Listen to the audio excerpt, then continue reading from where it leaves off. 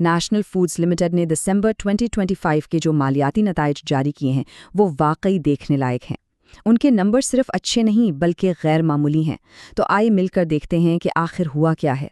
सबसे पहले तो इस एक हिंदसे पर नजर डालते हैं जिसने सबकी तवज्जो अपनी तरफ खींच ली है।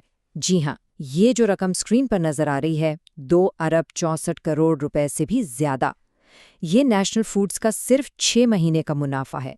ये एक बहुत बड़ी रकम है और ये तो कहानी की बस शुरुआत है। अब जरा इस फर्क को तो देखें। पिछले साल इसी अरसे में मुनाफा था सिर्फ 297 मिलियन रुपए और इस साल सीधा 2.64 अरब। मतलब ये कोई मामूली इजाफा नहीं, ये तो एक जबरदस्त छलांग है। तो सवाल तो बनता है कि आखिर हुआ क्या। तो चलें जरा गहराई में उतरते हैं और देखते हैं कि ये शानदार मुनाफा आया कहाँ से। अच्छा, मुनाफे को समझने का एक बहुत ही जबरदस्त तरीका है अर्निंग्स पर शेयर या ईपीएस। अब ये क्या चीज़ है? सोचें कंपनी एक बड़ा सा केक है, तो ईपीएस ये बताता है कि हर हिस्सेदार के हिस्से में कितना बड़ा टुकड़ा आया। पिछले साल ये टुकड़ा सिर्फ 4.67 रुपीस का था, जो इस साल बढ़कर 97.27 रुपीस का हो गया है। ये सीधा सीधा बता रहा है कि शेयर होल्डर्स के लिए कितनी जबरदस्त वैल्यू पैदा हुई है। तो बात साफ है, ये जो शेयर होल्डर्स की वैल्यू में इतना बड़ा इजाफा हुआ है ना, ये सिर्फ कंपनी की रोज की कारकर्दगी की वजह से नहीं है। इसके पीछे एक बहुत बड़ा एक स्ट्रेटेजिक इवेंट भी है और हम उसी की तरफ बढ़ रहे हैं।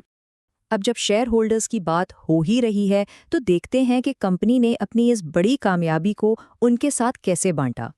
और ये रहा सबूत, सीधा कंपनी के ऐलान से साफ साफ लिखा है कि हर शेयर पर 3 रुपए का कैश डिविडेंड मिलेगा।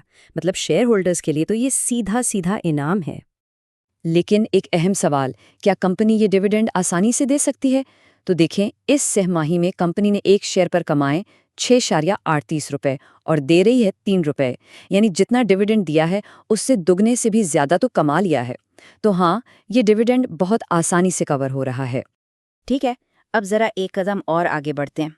ये जो बड़ा मुनाफा है, इससे हटकर कंपनी का अपना रोजमर्रा का कारोबार कैसा चल रहा है?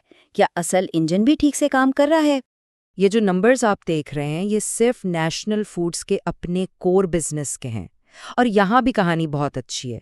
देखें, सेल्स 10.2 अरब से बढ़कर तकरीबन 12 अरब तक पहुंच गईं और ग्रॉस प्रॉफिट वो भी 3.6 अरब से बढ़कर 4.6 अरब हो गया। मतलब साफ है कि कंपनी का जो बुनियादी इंजन है ना, वो भी पूरी ताकत से दौड़ रहा है। तो इस सब से हम क्या नतीजा निकाल सकते हैं? यही कि सेल्स और मुनाफे दोनों में ये जो मजबूत इजाफा है, ये बता रहा है कि कंपनी का बुनियादी कारोबार बिल्कुल सेहतमंद है। ये सिर्फ कोई एक दफ़ा की बात नहीं है, कंपनी की बुनियादें वाकई मजबूत हैं। और अब आते हैं इस कहानी के सबसे बड़े ट्विस्ट पर, वो एक्स फैक्टर जिसने इन नताइज को आम से खास बना दिया, और वो है एक ज़ेली कंपनी की फरोख्त। कैश फ्लो स्टेटमेंट में एक लाइन, बस ये एक लाइन पूरी कहानी बता रही है। ज़ेली कंपनी की फरोख्त से हासिल होने वाली रकम, सारा खेल यही है। और ये रकम कितनी बड़ी थी, जरा इस हिस्से को देखें, 20.8 अरब रुपए। जी हाँ, 20.8 बिलियन रुपीस। इतनी बड़ी रकम जिसने कंपनी की पूरी माली तस्वीर ही बदल डाली। तो इस एक डील का असर क्या हुआ? सबसे पहले तो कंपनी के पास कैश का एक बहुत बड़ा पहाड़ आ गया। यही वो वजह थी जिसने मुनाफे को रिकॉर्ड सतह पर पहुंचाया। इससे cash flow from investing activities तो जैसे आसमान पर पहुंच गया। और हाँ, ये कंपनी की स्ट्रेटजी में एक बहुत बड़े बदलाव का भी इशारा है।